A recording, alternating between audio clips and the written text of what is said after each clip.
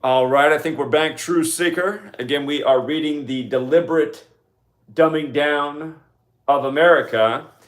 And yesterday we read through chapter 2. And if you weren't with us yesterday, you might want to go back and watch from the beginning and come back to this stream later. But we're going to start with chapter 3, The Troubling 30s. And just kind of to recap what we covered yesterday, she was really making the point about international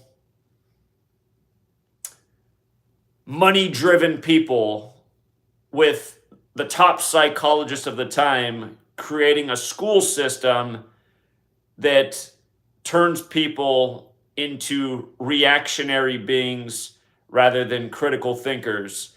And, she made several references to the CFR and the people connected to the Council on Foreign Relations, the Rockefellers, the Carnegies, and again, just kind of what's really going on in the American education system, who's really behind it, what its real purpose is. And in a way, it's like we know all this already, but it's nice to go back and hear the documentation and the quotes and the papers and the documents that back up how we got to this point. And again, she's showing how this stuff was planned in the early 1900s, pretty much the deliberate destruction of the American education system to essentially create a society of easily manipulated people for the sake of, the vision of the wealthy ruling class. They just wanted the consumer, the person that was, just smart enough to be able to function and essentially be exploited by these tycoon types like the Rockefellers. So we're getting into the troubling 30s. We've been moving through the early 1900s, chapter 3 about the 30s. And it begins. And the builder of this new world must be education. Plainly, the first step in the case of each country is to train an elite to think, feel, and act internationally. Isn't it interesting how long they've had this idea of creating this international society where everyone's kind of like a cookie cutter person? They just want one big ready workforce across the earth. The preceding words of Paul Mantoux of Paris, France, are taken from the Foreword to International Understanding by John Eugene Harley, published by the Stanford University Press in 1931. A flock of individuals of collective persuasion jumped on Monsieur Montoux's bandwagon in the troubling 30s. Aldous Huxley brought along his Brave New World. I don't know if they still make students read that in school, but that was something we had to read coming up. Brave New World, everyone's on the pills. Soma.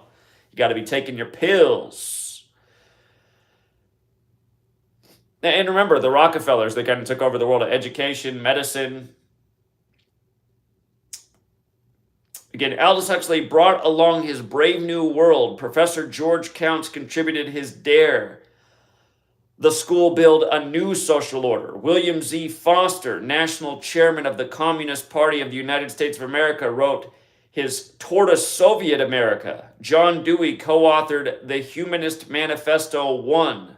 The Carnegie Corporation added its conclusions and recommendations for the social studies and its 8-year study, which was in the 1990s referred to by the Education Commission of the States as the model for outcome-based education. And surprisingly, Herbert Hoover proposed a research committee on recent social trends to implement the planned society. The planned society. Think about it. The 30s were indeed troubling. Unfortunately, the average American was unaware of the important steps being taken to collectivize or socialize this nation, particularly that of utilizing the schools as the vehicle through which Montoux's new world could be brought into being. And think about what was going on in the 30s, right? Economic hardship, people in a desperate situation. The Great Depression officially got underway in 1929 on October 29th.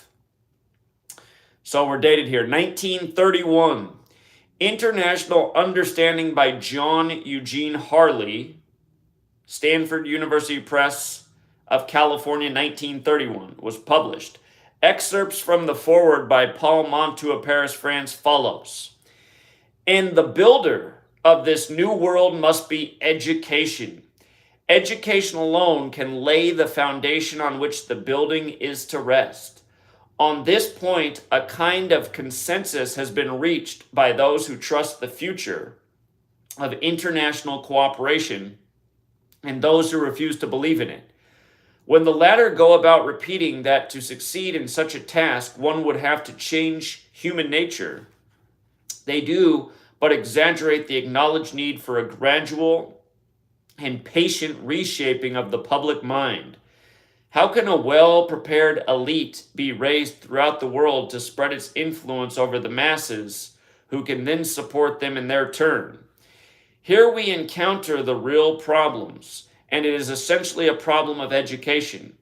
During the last decade of the 19th century in England, a group of men devoted to the study of economic problems endeavored to prepare the public mind for broad changes which, in their view, must be effected if social peace is to be preserved.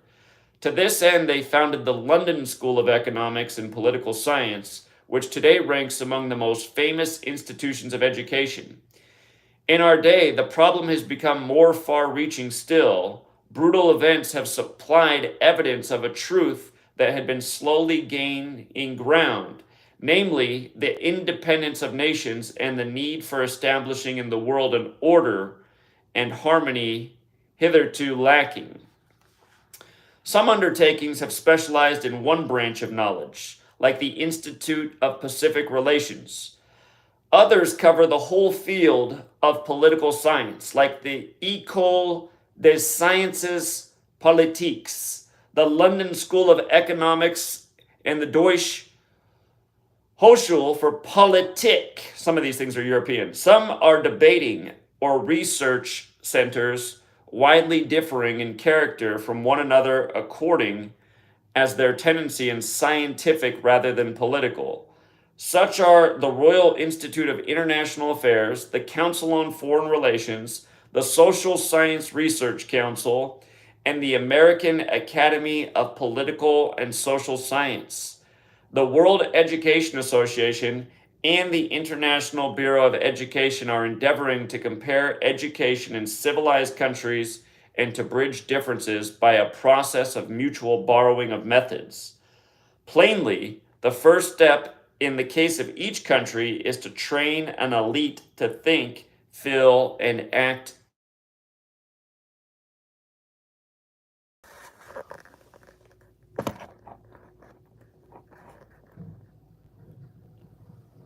All right, we're back. I apologize, you guys. Got interrupted by the phone call. Hopefully there won't be any more. But today's been a busy day of phone calls. Moving. I'm pretty much done, but now I just got to tie up all the last loose ends. Anyhow, I think we got right through the end of that passage, and then we were into the year 1932. So 1932, Brave New World, published in Garden City, New York. Of course, that's Aldous Huxley, and says Huxley satirized the mechanical world of the future in which technology replaced much of the everyday activities of humans.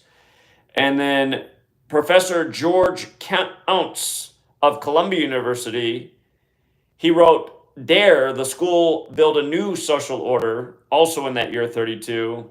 And it says, he and many other American educators traveling back and forth to Russia became completely convinced that the Soviet communist system was the ultimate system.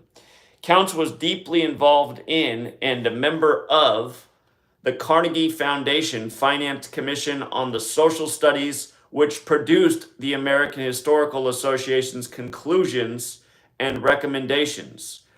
Report of the Commission on the Social Studies in 1934. He was also the author of the American Road to Culture series, which was published in Rahway, New Jersey, and the Soviet challenge to America. Excerpts from this entity's major focus, Counts Dare, the school board, a new social order follows. If property rights are to be diffused in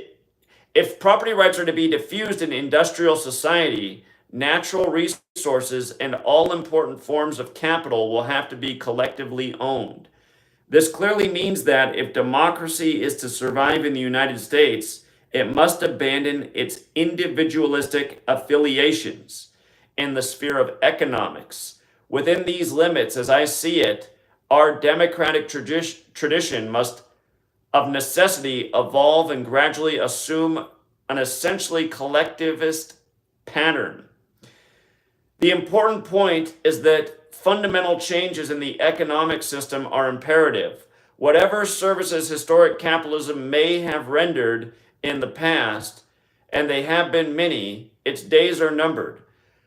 With its dedication, the principle of selfishness, its exaltation of the profit motive, its reliance upon the forces of competition, and its placing of property above human rights, it will either have to be displaced altogether or changed so radically in form and spirit that its identity will be completely lost.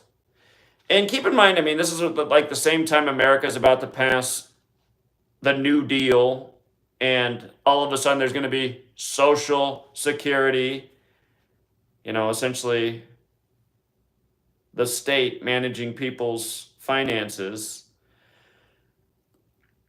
All right, Toward a Soviet America, also published in that year in Los Angeles, and from it reads, a U.S. Department of Education implementation of a scientific materialist philosophy, studies revolutionized, being cleansed of religious, patriotic, and other features of the Burgess ideology, students taught on the basis of Marxian dialectical materialism, internationalism, and general ethics of a new socialist society, present obsolete methods of teaching will be suspended by a scientific pedagogy.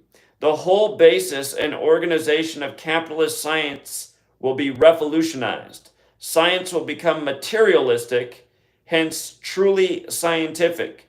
God will be banished from the laboratories as well as from the schools. One second, I got to turn the light on. Hold on. After this fall back stuff, it's getting dark too early out here. President Herbert Hoover appointed a research committee on recent social trends to implement the planned society in 1932. In 1919, Franklin Roosevelt had told a friend that he personally would like to see Hoover in the White House. The research committee was not approved nor funded by Congress. It became an executive action and was underwritten by the Rockefeller Foundation. No report was made to Congress or to the people during the time it functioned. The work of that committee had been called a monumental achievement by the largest community of social scientists ever assembled to assess the social condition of a nation. The National Education Association created the Educational Policies Commission in 1932 for the purpose of changing the goals for American education. In 1944, the EPC prepared a volume of extreme importance entitled Education for All American Youth. This highly promoted document told in fictional format and as through it were what is that word? A fait accompli. I don't know that one. How the planners would solve all the problems, not just of youth, but of two imaginary communities, a village and a city, through involving citizens in cooperation for the goals of the planners. The following goals are laid out in this book. The goals are as follows. Federal programs for health, education, and welfare combined in one giant bureau. Head Start programs, getting preschool children into the system, teacher participation in curriculum decisions, federal funds without federal control, youth services through a poverty program, removal of local control of political and educational matters without seeming to do so, sex education. Note from the editor, the involvement of citizens in cooperation for the goals of the planners is participatory democracy, unheard of publicly until 20 years later. The 8-year study was initiated by the Commission on Relation of School and College of the Progressive Education Associations in 1932. Chairman of the commission and author of the story of the 8-year study, Harper and Brothers, New York, 1942. Wilford M. Aiken chronicled the study's beginnings and purposes, recounting the proceedings at the 1930 annual meeting of the Progressive Education Association. Aiken wrote, "In the course of discussion, many proposals for improvement of the work of our secondary schools were made and generally approved, but almost every suggestion was met with the statement, yes, that should be done in our high schools. But it can't be done without risking students' chances of being admitted to college. If the student doesn't follow the pattern of subjects and units prescribed by the colleges, he probably will not be accepted. Someone with courage and vision proposed that the Progressive Education Association should be asked to establish a commission on the relation of school and college to explore possibilities of better coordination of school and college work and to seek an agreement which would provide freedom for secondary schools to attempt fundamental reconstruction. All members agreed that secondary education in the United States needed experimental study and comprehensive re-examination in the light of fuller knowledge of the learning processes and the needs of young people in our society. It has been assumed that physical and emotional reactions are not involved in the learning process, but if they are not very important. The newer concept of learning holds that a human being develops through doing those things which have meaning to him, that the doing involves the whole person in all aspects of his being, and that growth takes place as each experience leads to greater understanding and more intelligent reaction to new situations. Holding this view, the participating schools believe that the schools should become a place in which young people work together at tasks which are clearly related to their purposes. The school should stimulate his whole being. It should provide opportunities for the full exercise of his physical, intellectual, emotional, and spiritual powers as he strives to achieve recognition and a place of usefulness and honor in adult society." Beginning in 1933 and continuing through 1941, the 8-year study laid the groundwork for many of the education reforms and innovations we are encountering today. Most of the funding for the study came from the Carnegie Corporation of New York and the General Education Board, Commission, and Working Committee members of note who participated in the study. They were Wilford Aiken, Bruno Bettelheim, Burton P. Fowler, Francis Knapp, Louis Raths, Harold Rugg, Ralph Tyler, Hilda Taba, and Goodwin Watson. Over the 8 years of the study, 5 volumes were published. The story of the 8-year study by Wilford Aiken exploring the curriculum, the work of the 30 schools from the viewpoint of curriculum consultants by H. Giles, S.P. McCutcheon, and A.N. Zickiel, appraising and recording student progress, evaluation records, and reports in the 30 books by Eugene, blah, blah, blah. This book has so many references, it's almost annoying. It's like, let's just read the content. Too many references. 1933, Humanist Manifesto. I was originally published. See, again, for people who miss I used to have the original version of this book, which is much bigger. It's almost 800 pages long. This is the abridged version, and they cut it down, and it's just loaded with references and a lot of excerpts, but I read the original version of this when I was in college, and I just remember it being a lot smoother read. This is the chopped up version, unfortunately. 1933, Humanist Manifesto 1 was originally published in 1933 in the New Humanist, the main publication of the American Humanist Association. Co-author John Dewey, the noted philosopher and educator, called for a synthesizing of all religions and a socialized and cooperative economic order. The following are excerpts taken from Secular Humanism and the Schools. The issue whose time has come by Annalee McGraw, a PhD published in DC in 76. It reads as follows: the basis of humanist belief is that there is no almighty God, the creator and sustainer of life. Humanists believe that man is his own God. They believe that moral values are relative, devised according to the needs of particular people, and the ethics are likewise situational. Humanists reject Judeo-Christian moral and ethical laws, such as those contained in the Ten Commandments, calling them dogmatic, outmoded, authoritarian, and a hindrance to human progress. In humanism, self-fulfillment, happiness, love, and justice are found by each man individually without reference to any divine source. In the Judeo-Christian ethic, there is and can be no real self-fulfillment, happiness, love, or justice on earth that can be found which does not ultimately issue from Almighty God, the creator and sustainer. Several main differences between the humanist ethic and the Judeo-Christian ethic become clear upon reading the Humanist Manifestos 1 and 2, published in 1933 and 1973, and comparing them to the tenets of the Judeo-Christian ethic contained in the Old and New Testaments. At issue is the basic concept concerning the nature of man and the rules by which men govern themselves individually, in society, and in government. In the Judeo-Christian ethic, man's ultimate deliverance and salvation, his finding means of living together on this planet in peace, harmony, justice, and love is through God's given rules. For the humanist, man's greatness, his coming of age, his total fulfillment is found when he no longer needs the idea of God. Man gets rid of God, not just to do what he wills, but to regain possession of human greatness. Is humanistic education unconstitutional?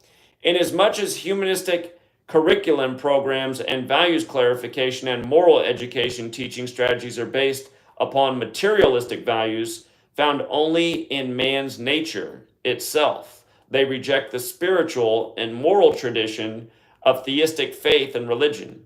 Thus, many parents who subscribe to Judeo-Christian belief oppose humanistic education in the tax-supported schools on the grounds that such programs promote and advocate the religion of secular humanism in violation of the First Amendment to the United States Constitution. The U.S. Supreme Court cited secular humanism as a religion in the 1961 case of Torcaso v. Watkins, which is 367 U.S. 488. Roy Torcaso, the appellate, a practicing humanist in Maryland, had refused to declare his belief in Almighty God, as then required by state law in order for him to be commissioned as a notary public. The court held that the requirement for such an oath invades appellant's freedom of belief in religion. The court declared in Torcaso that the No Establishment Clause of the First Amendment reached far more than churches of theistic faiths. That it is not the business of government or its agents to probe beliefs, and that therefore its inquiry is concluded by the fact of the profession of belief. The court stated, "We repeat and again reaffirm that neither a state nor the federal government can constitutionally force a person to profess a belief or disbelief in any religion.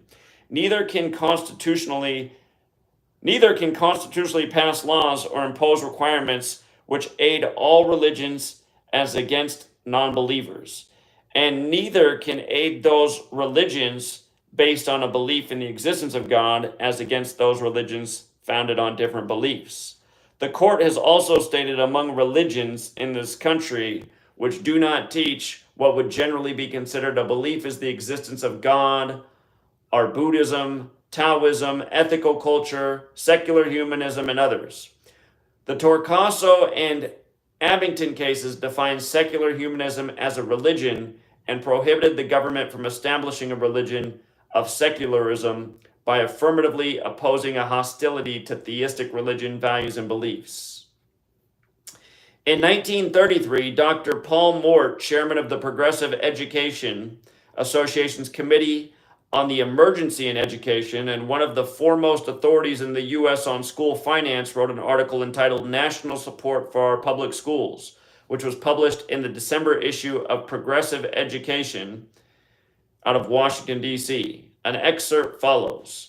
At a time when schools should be particularly alert in helping to meet new conditions, against the Depression, far too many of the individuals equipped to help in meeting these conditions have been removed from the payrolls, and in a vast number of communities, schools have been reduced to the task of dishing out traditional subject matter.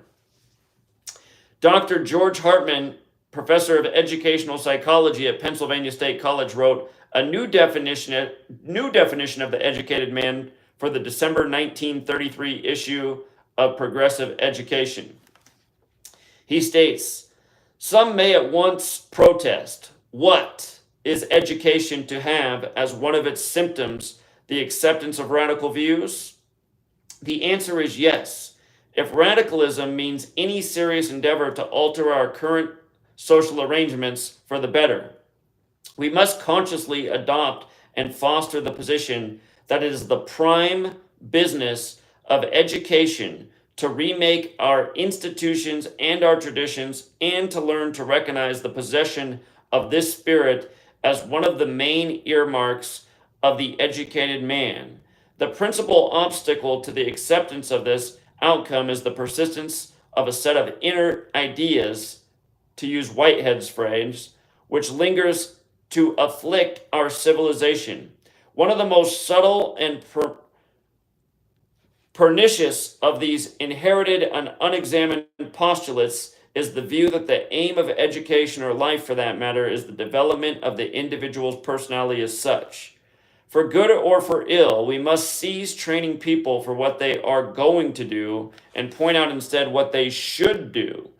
It will probably fall to our generation to resurrect the word ought to its rightful status in the affairs of men. For what else are values if not areas of experience with an imperious push or pull emanating from them? There are some purists who will be frightened by the indoctrination which must inevitably follow if this recommendation is effective.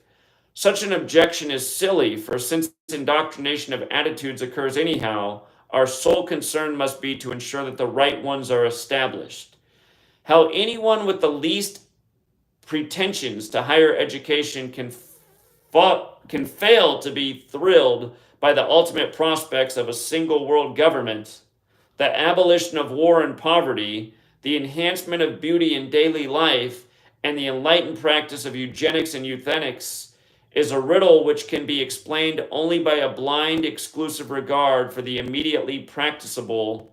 What nobler and more enlightened aim for education in this century can possibly be proposed than that it enlists the enthusiasms of youth for the attainment of more rational forms of group living?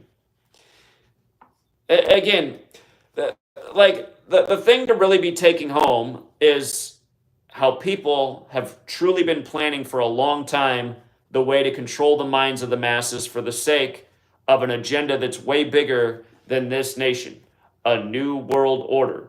And again, it's like Manly P. Hall. He has the book, The Secret Destiny of America, where he says, the truth about America is it was founded by a group of people who had plans for a worldwide vision, and it's obvious that this country has been the engine of the new world order with all the wars and overthrowing of governments worldwide for people who don't want to get on board with the planners. Okay, we're into 1934. Conclusions and recommendations for the social studies. In this publication, it reads, the Commission is under a special obligation to its sponsor, the American Historical Association. Above all, it recognizes its indebtedness to the trustees of the Carnegie Corporation, whose financial aid made possible the whole 5-year investigation of social science instruction in the schools, eventuating in the following conclusions and recommendations. The Commission could not limit itself to a survey of textbooks, curricula, methods of instruction, and schemes of examination, but was impelled to consider the condition and prospects of the American people as a part of Western civilization merging into a world order. Of utmost importance is the following admission of the planner's goals to change our free enterprise representative republic. The commission was also driven to this broader conception of its task by the obvious fact that American civilization, in common with Western civilization, is passing through one of the great critical ages of history, is modifying its traditional faith in economic individualism, and is embarking upon vast experiments in social planning and control which call for large-scale cooperation on the part of the people. Cumulative evidence supports the conclusions that in the United States, as in other countries, the age of laissez-faire in economy and government is closing and a new age of collectivism is emerging. The implications for education are clear and imperative. The efficient functioning of the emerging economy and the full utilization of its potentialities require profound changes in the attitudes and outlook of the American people, especially the rising generation. A complete and frank recognition that the old order is passing, that the new order is emerging. And again, just think about, meanwhile while this is the same thing going on in America, over in Germany, you have Hitler coming up and talking about the new order and his plans for worldwide domination. And the next thing you know, you have the Second World War that really does reshape the world, where everything becomes based essentially on the American dollar and economy. I know the author of this book, she thought that like everything was going smooth until 1900 when these big tycoons came in. And I mean, it's possible. It's a theory, but again, you read Manly P. Hall and stuff, you realize this was kind of the plan from the beginning. I think the great revealing was in the 1900s. And think about it, the 1900s, right? We know how important 19 is to the gang. It represents chaos, and their motto is order out of chaos. So you have the collapse of the economy in the early part of the 1900s. You have the world wars in the middle. And then you have everything that's come since. Oh, funny. So now we get to 1939, and guess what it is? Mein Kampf by Adolf Hitler, 1939. Here we go. Academic school training, which today is the be-all and end-all of the state's entire educational work, can be taken over by the populist state with but slight changes. These changes are in three fields. In the first place, the childish brain must in general not be burdened with things 95% of which it does not need, and which it therefore forgets. The curriculum of primary and grammar schools in particular is a hybrid affair.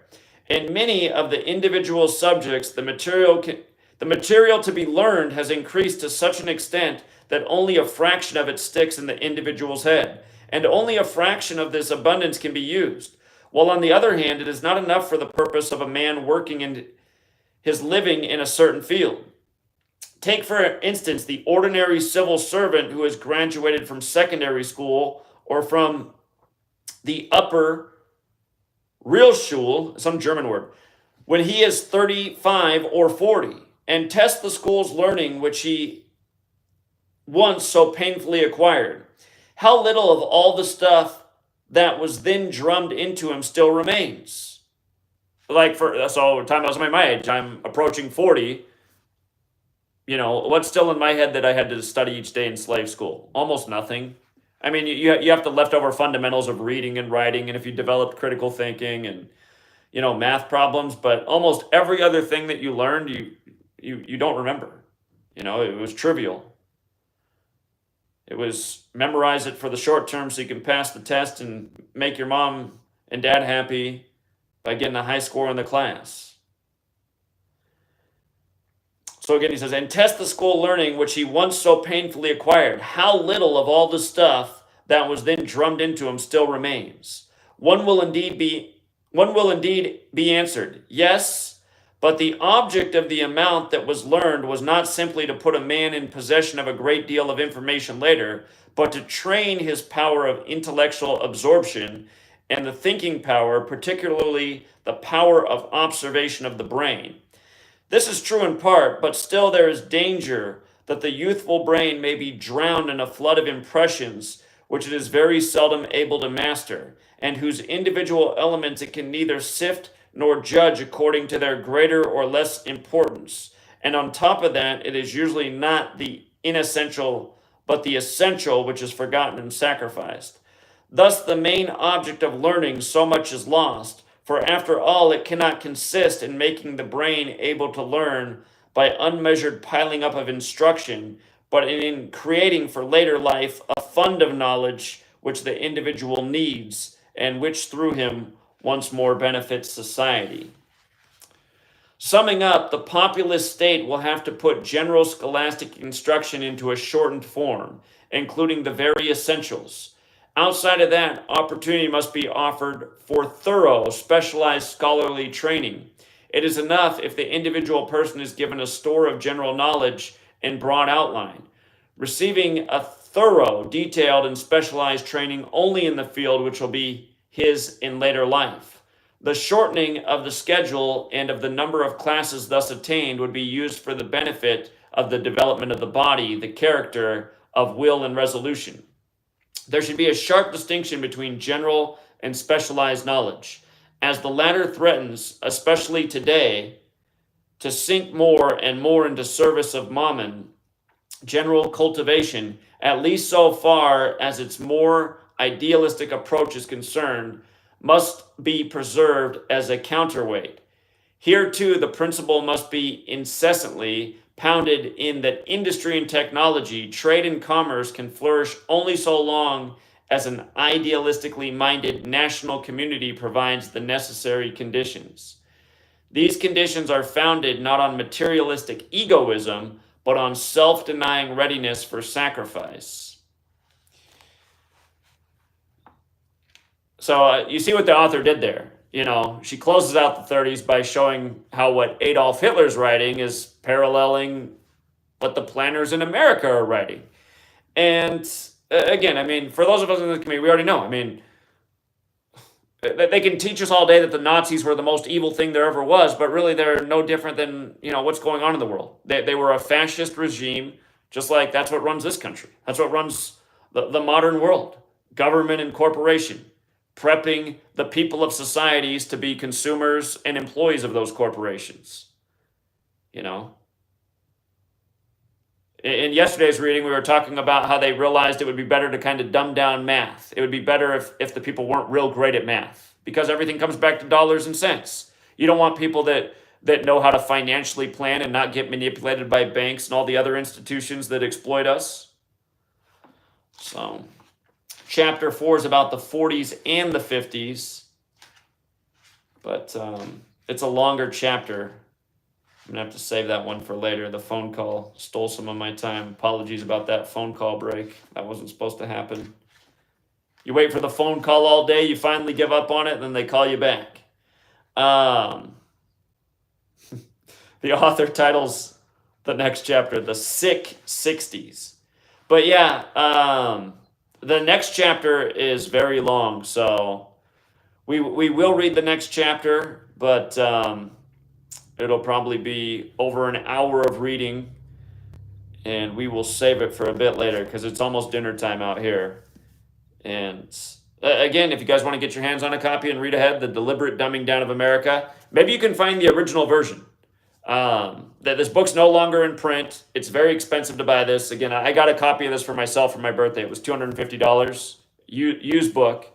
It's just because it's a rare book and it's out of print. And a reminder, I mean, if you loan things to people, I've loaned so many good things out that I never got back, including the original copy of that book. Yeah, that book was a hot commodity when I was in college. And it appealed to me because I just realized how bankrupt the education system was. I was so disappointed when I got to college because it turned out to be more high school. I was like, God, man, college is just like high school too. I thought this was going to be something different. But yeah, our education system, for people who have an intellect, they realize what a disappointment education is as they're coming up in it. waste of time, boring, not appealing to our life, not giving us the knowledge we deserve, not helping us develop real skills. Everything's learning through a book for the most part, not hands-on doing. And again, you know, it's all by design. That's what's sad. It's all by design, and we just march along with it. And again, it's because again, it's just like we were reading yesterday. The psychologists planned it all out. They're the ones that know how to manipulate the average human mind.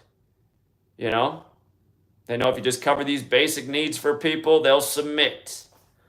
So we'll continue to read, and yeah, I almost want to try to go find the original version somewhere because I think they just cut out a lot of her original this abridged version's 300 and some pages shorter, and it's like I just remember the book being more fluid with more of her stuff. I think they chopped out a lot of hers and got all the references in with the excerpts, but anyhow, it still is interesting to just read some of the direct quotes and thoughts for the original planning of the education system that we're now in. And if you missed yesterday's, again, a lot of the practices came from what was first tested on animals. Hold on.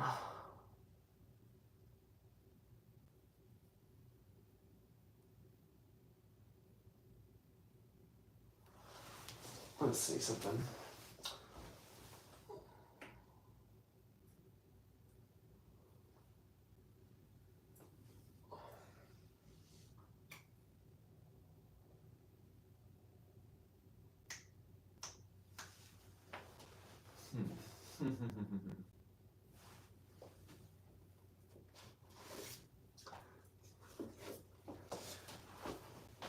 So again, yesterday there was a lot of mentions of the Fabian Society as well. And remember, George Orwell, who wrote Animal Farm, he was a member of the Fabian Society. And you just start to think about it, you know. Fabian Society planning education based on studies that were first used on farm animals. And then they realized they could use the same tactics with school children. And then you got George Orwell writing these books, right? And of course, 1984. But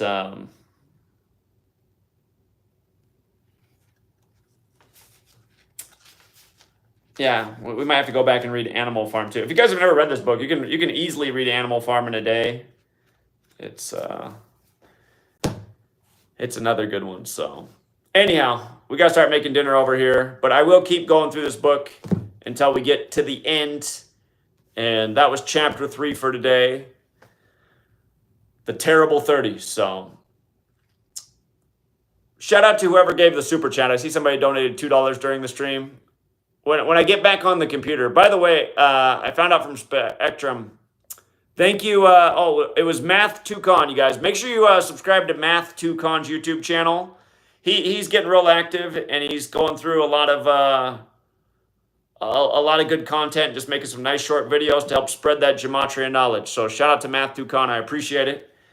But yeah, I might have an internet connection very soon because I just saw the guy doing the work outside before I did the stream, and I talked to him, and he said, yeah, your neighborhood's just about ready. He says, I imagine a technician could probably come out here as soon as tomorrow and get the internet set up. And once that happens, that'll be helpful because I'll start doing more of my normal live streams. I've done some in recent days, but I've almost used up all of my data, and I don't want to go over because it gets real expensive once I go over the 50 gigs of hotspot. But yeah, if I have a normal internet connection, I can get back to doing a lot more of the normal streams, and rather than through the cell phone, which is what I'm doing right now. With the cell phone, I don't have to worry about going over. So, all right, guys, we'll leave it there for now. Have a great rest of your day or your evening. And I can't wait until they stop this daylight savings time. Isn't it just so annoying? I mean, God, talk about... It just, nobody likes these shifts in time. It just throws you off. You don't sleep as well. Your body feels off. It just... like to. I'm going to research that. Who's the person who's responsible for this whole daylight savings time thing? Literally the. And I remember being in school as a child, and they would teach us that daylight savings time didn't make any sense. They were going to get rid of it. We were going to get on the metric system. They were telling us how when we were children in school that they knew that us getting up so early in the morning to get to school actually wasn't good for our human development. And none of these things have changed. I mean, that's 30 years ago now. 30 years ago, all these things that they knew were wrong, that they were supposed to change, and here we are 30 years later, and they're doing the same thing. And I suppose, that's because the people haven't done what they need to do. Stand up for their rights and say, enough with the BS. But I guess when you grow up in a world of BS, it's hard to know any different, right? You're just used to BS. So.